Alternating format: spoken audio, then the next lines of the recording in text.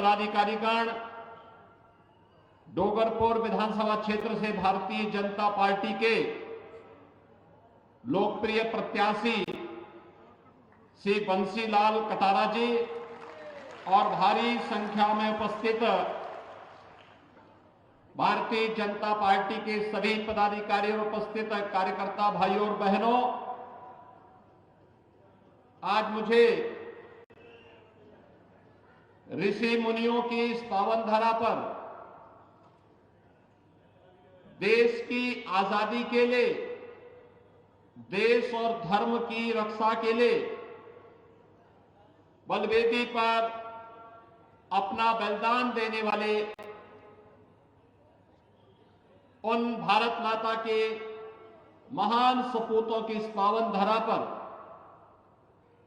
आकर के और आप सबसे संवाद बनाने का अवसर प्राप्त हुआ है। इस धरा को नमन करते हुए मैं आप सबका हृदय से अभिनंदन करता हूं। भाइयों बहनों, जब हम राजस्थान की बात करते हैं तो देश और के शौर्य और पराक्रम की बात सामने आने लगती है। देश का शौर्य, देश की भुजाएं, युवाओं की भुजाएं फड़कने लगती हैं, क्योंकि राजस्थान भारत का शौर्य का प्रतीक है। राजस्थान भारत के पराक्रम का प्रतीक है। और याद रखना, जहां शौर्य और पराक्रम होगा उसकी आधारशिला भक्ति में होगी। ये भक्ति और शक्ति का अद्भुत संगम है। धर्म है तो कर्म है और कर्म है तो धर्म है। दोनों जैसे एक दूसरे की पूरक हैं, ऐसे ही शक्ति और भक्ति दोनों एक दूसरे की पूरक हैं। और राजस्थान देश और दुनिया में उसका प्रतीक है, उसका सिंबल है। और भाइयों बहनों, इसलिए भक्ति और शक्ति की इस धरा को कोटि कोटि नमन करता हूं। आप सबका मैं हृदय से अभिनंदन करता हूं। भाइयों बहनों, राजस्थान पिछले 5 वर्ष से करा रहा है। 5 वर्ष पहले राजस्थान डबल इंजन की सरकार के नेतृत्व में विकास की एक नई राह पर आगे बढ़ा था। विकास की बुलंदियों को छूता हुआ दिखाई दे रहा था। विकसित राज्यों की श्रेणी में आता हुआ दिखाई दे रहा था। राजस्थान, जिस राजस्थान का अपना गौरवशाली इतिहास है, जिस राजस्थान ने देश की आजादी के बाद देश की लोकतंत्र को जब कभी कुचलने का प्रयास हुआ था, उस दौरान श्री भैरव सिंह शेखावत जी के नेतृत्व में बनी गैर कांग्रेसी सरकार के नेतृत्व में एक नई राह पकड़ी थी कि हम विकास भी करेंगे, पर्यटन की सुविधाओं का विकास भी करेंगे और रोजगार का सृजन भी करेंगे। अन्नदाता किसानों के चेहरे पर खुशहाली भी लाएंगे। इस दिशा में जो एक प्रयास प्रारंभ किया था, तेजी के साथ आगे बढ़ते हुए श्रीमती वसुंधरा राजे जी के नेतृत्व में, इससे पहले विकास की जिन नई ऊंचाइयों की ओर, बुनियादी सुविधाओं को आगे बढ़ाने की ओर जिस राजस्थान ने तेजी के साथ कदम बढ़ाए थे, पिछले 5 वर्ष में वह तो अवरुद्ध हुआ ही। इन 5 वर्षों में राजस्थान भ्रष्टाचार में नंबर 1 आ गया, अराजकता में नंबर 1 आ गया, गुंडागिर्दी और अपराध में नंबर 1 हो गया, महिला संबंधी अपराध में नंबर 1 हो गया। भाइयों बहनों, सबसे महंगी बिजली, सबसे महंगा डीजल और पेट्रोल और हर प्रकार की व्यवस्था का कारक राजस्थान हो गया। महंगाई के साथ साथ हमारा युवा नौकरी और रोजगार के लिए भटकता है और यहां पर सबसे ज्यादा पेपर लीक की घटनाएं राजस्थान के अंदर हो गई हैं। भाइयों बहनों, इसीलिए आज मैं आपके पास आया हूं। जब भारत बदल रहा है, प्रधानमंत्री मोदी जी के नेतृत्व में एक नए भारत का दर्शन 142 करोड़ की भारत की जनता कर रही है, और जब पूरी दुनिया के अंदर भारत का सम्मान हो रहा है। आज जब प्रधानमंत्री मोदी जी दुनिया के अंदर किसी भी देश में जाते हैं, पूरा देश पलक पावड़े बिछा करके मोदी जी के स्वागत के लिए खड़ा होता हुआ दिखाई देता है। भाइयों बहनों, ये सम्मान मोदी जी के साथ साथ 142 करोड़ भारतीयों का सम्मान होता है। भारत के प्रति दुनिया का नजरिया बदला है। लोग आज भारत को अच्छी निगाहों से देखते हैं। और भाइयों बहनों, जब विकास की नई ऊंचाइयों को छूता हुआ हमारा देश आज जब दुनिया की धारणा को बदल रहा है, बदलने में सफल हुआ है, हमारी सीमाएं सुरक्षित हुई हैं। याद करिए, 9 वर्ष पहले दुश्मन देश घुसपैठ करते थे, आतंकवादियों की घुसपैठ होती थी, आतंकवाद की बड़ी बड़ी घटनाएं घटित होती थी। लेकिन आज आतंकवादियों को और आतंकवाद के आकाओं को ही पता है कि अगर उन्होंने घुसपैठ की, आतंकी घटना को अंजाम दिया, तो आतंकवादी तो नष्ट होगा ही होगा, उसके आकाओं के ठिकाने भी नष्ट किए जाएंगे। ये नया भारत है, ये नया भारत है। छेड़ता नहीं है, लेकिन कोई छेड़ता है तो उसको छोड़ता भी नहीं है। भाइयों बहनों, ये नया भारत है।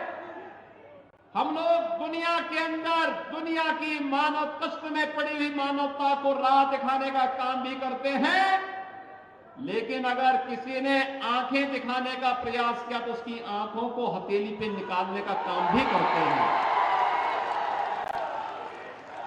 ये भारत, नया भारत समस्याओं का नाम नहीं है, ये नया भारत समाधान का नाम है। प्रधानमंत्री मोदी जी के नेतृत्व में हर समस्या का समाधान आज भारत के पास है। कांग्रेस ने आतंकवाद दिया, मोदी जी ने उसका समाधान धारा 370 को समाप्त करके दे दिया। कांग्रेस ने नक्सलवाद दिया, मोदी जी ने नक्सली ठिकानों को समाप्त करके इसकी समस्या का समाधान दे दिया। भाइयों बहनों, कांग्रेस ने अलगाववाद दिया, मोदी जी ने कनेक्टिविटी के माध्यम से इसकी समस्या का समाधान किया। सेना का, अर्धसेना का, पुलिस बलों के आधुनिकीकरण के माध्यम से जनता जन समस्याओं के समाधान का मार्ग प्रशस्त किया। भाइयों बहनों, कांग्रेस ने देश की जनता को अभाव से त्रस्त किया था। मोदी जी ने देश के अंदर इंफ्रास्ट्रक्चर का एक नया मॉडल दिया। नए भारत में आज विश्व स्तरीय वैश्विक इंफ्रास्ट्रक्चर है।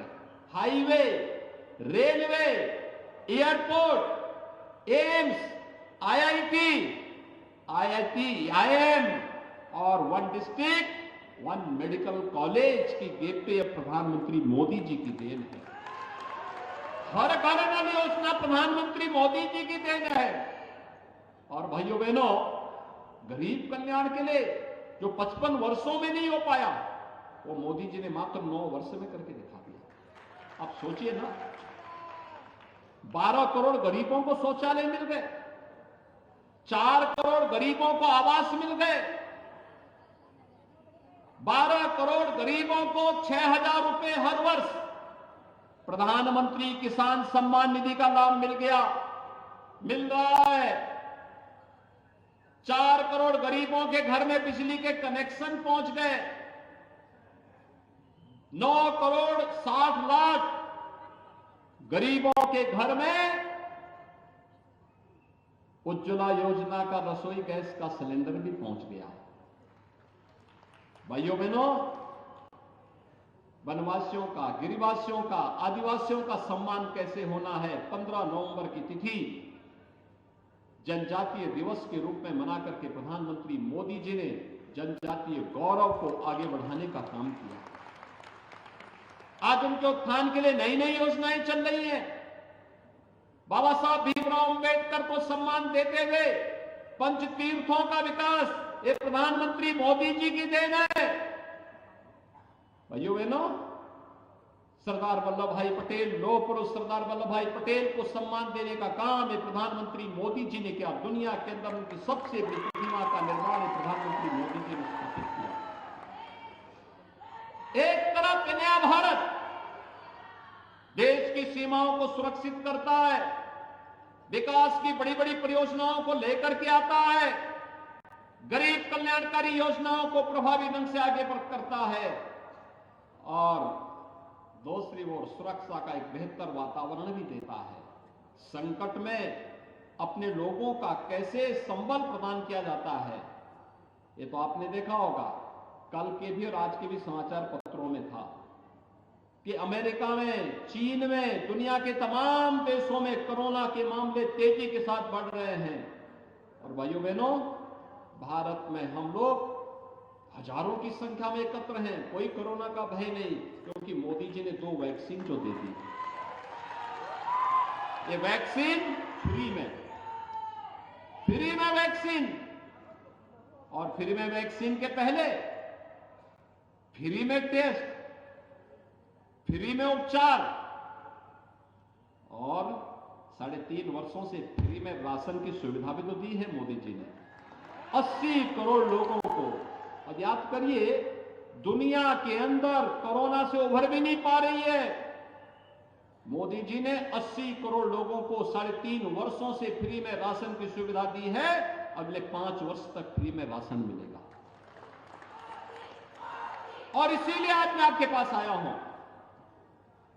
भाइयों बहनों, कांग्रेस के समय वैक्सीन आती ही नहीं, और अगर वैज्ञानिक वैक्सीन दे ही देते तो भाइयों बहनों ये भी कांग्रेस के नेता ब्लैक कर देते। आखिर कांग्रेस ने क्या दिया? कांग्रेस के समय दंगे हुए होंगे, रामनवमी में दंगा, परशुराम जयंती में दंगा, होली में दंगा, ये सब कर्फ्यू दंगा, ये कांग्रेस की पहचान है। कांग्रेस ने 5 वर्ष के शासनकाल में क्या दिया? यहां पे आपको बजरी माफिया दे दिया होगा, खनन माफिया दे दिया होगा, वन माफिया दे दिया होगा, पशु माफिया दे दिया होगा, संगठित अपराधों में लिप्त माफिया दे दिए होंगे। और भाइयों बहनों, इन्हीं माफिया का उपचार करने के लिए हम उत्तर प्रदेश में बुलडोजर लेके आए हैं।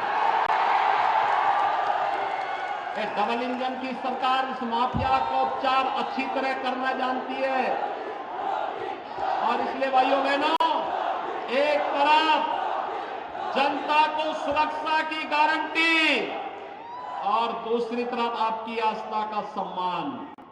आस्था का सम्मान कैसे किया जाता है? कांग्रेस ने अपने सरकार के समय कहा था राम और कृष्ण हुए ही नहीं। आप याद करिए, हमारे यहां राजस्थान में जब हम आपस में मिलते हैं तो 2 ही संबोधन होता है, जय जोहार का और राम राम सा का। यही होता है ना, यही होता है ना, जय जोहार या राम राम सा, यही तो होता है। और कांग्रेस कहती है, एक तो सनातन को गाली देती है और दूसरी तरफ कहती है राम और कृष्ण तो हुए ही नहीं, यानी हमारे सनातन को भी गाली दे रहे हैं। अब तो हमें गाली दे रहे हैं, हमारे अस्तित्व पर प्रश्न खड़ा कर रहे हैं। भाइयों बहनों, जो हमारे अस्तित्व पर प्रश्न खड़ा कर रहा हो, क्या हमें उसे समर्थन करना चाहिए? क्या हमें माफियाओं को समर्थन करना चाहिए? क्या जो हमारे प्रभु को गाली देते हो, क्या हमें उन्हें समर्थन करना चाहिए? क्या? और देखिए, मोदी तो नाम है समाधान का। मोदी जी ने जो बोला सो करके दिखा दिया। 500 वर्षों की समस्या थी अयोध्या में, आज अयोध्या में मंदिर बन रहा है ना। अयोध्या में आज मंदिर बन रहा है ना, कोई संदेह है? अच्छा, डोगरपुर से कितने लोग वहां जाना चाहते हैं? अयोध्या पूरा डोगरपुर ही जाना चाहता है। आप सबका अभिनंदन है। अयोध्या में 22 जनवरी को प्रधानमंत्री मोदी जी के कर कमलों से अयोध्या में भगवान राम के भव्य मंदिर में रामलला विराजमान होंगे 500 वर्षों के बाद। याद करिए, हमारे पूर्वजों का कई कई पीढ़ियां चली गई राम मंदिर के लिए लड़ते लड़ते, लाखों लोग शहीद हो गए। आज राम मंदिर का निर्माण हो करके अब भगवान राम विराजमान भी होंगे 22 जनवरी को। और भाइयों बहनों, हर हिंदुस्तानी की इच्छा है कि प्रभु राम के मंदिर में मैं भी दर्शन करूं। और क्यों नहीं हो? राम हमारे पूर्वज हैं, हम तो उस विरासत के हैं। जैसे हम लोग आते हैं यहां, डोगरपुर हो, उदयपुर हो, चित्तौड़गढ़ हो, हर व्यक्ति मानता है कि हमारे तीर्थ हैं, आधुनिक तीर्थ हैं, क्योंकि देश के लिए त्याग और बलिदान के लिए एक अमिट छाप इस धरती ने छोड़ी है। और भाइयों बहनों, ऐसे ही देश के अंदर धर्म और न्याय की स्थापना के लिए, सत्य की स्थापना के लिए, राम राज्य की अवधारणा को देने के लिए प्रभु राम के प्रति हम सबका एक स्वाभाविक सम्मान और श्रद्धा का भाव है। और उसी श्रद्धा को व्यक्त करने का एक अवसर हर भारतवासी को प्राप्त होगा। और इस अवसर पर इसीलिए मैं आप सबका कहने के लिए आया हूं, भाइयों बहनों, उत्तर प्रदेश में डबल इंजन की सरकार नहीं होती तो ये काम नहीं होता। डबल इंजन की भाजपा की सरकार थी और मोदी जी का नेतृत्व है, तो अयोध्या में राम मंदिर का निर्माण हो रहा है, भव्य मंदिर का निर्माण हो रहा है। अयोध्या का दीपोत्सव भी आपने देखा होगा, लाखों दीप जल रहे थे अयोध्या में, हर वर्ष चलते हैं जब से भाजपा की सरकार उत्तर प्रदेश में आई है। सबको सुरक्षा, कोई दंगा नहीं वहां, कहीं कोई समस्या नहीं, कोई किसी प्रकार का दंगा नहीं। भाइयों बहनों, इसीलिए हम लोग आज आपके पास आए हैं कहने के लिए, राजस्थान को इस अराजकता, अव्यवस्था, भ्रष्टाचार, गुंडागिरी, माफियागिरी से मुक्त करने के लिए डबल इंजन की सरकार राजस्थान में भी चाहिए। डबल इंजन की सरकार के लिए श्री बंसीलाल कटारा को यहां से विधायक बनाना चाहिए। सहमत हैं? सभी लोग सहमत हैं? सभी लोग दोनों हाथ ला करके एक बार अपनी सहमति का मोहर लगा करके मेरे सामने बताइए थोड़ा। दोनों हाथ ला करके बोलेंगे भारत माता की। भाइयों बहनों, और मेरी अपील होगी आपसे, श्री बंसीलाल कटारा को कमल चुनाव चिन्ह पर आप जयपुर भेजिए।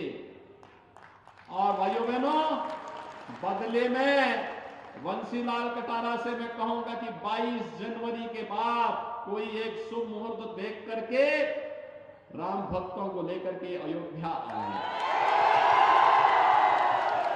सहमत हैं? सब लोग सहमत हैं ना?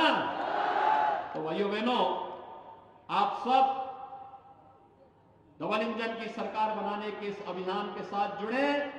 और भाइयों बहनों, बंसीलाल कटारा अपने कर्तव्यों का निर्वहन करने के लिए आगे डटेगा। इस विश्वास के साथ 25 नवंबर को कमल चुनाव चिन्ह पर भारतीय जनता पार्टी के प्रत्याशियों को भारी बहुमत से विजयी बनाने की अपील आप सबसे करते हुए अपनी वाणी को देता हूं विराम। जय जय श्री राम।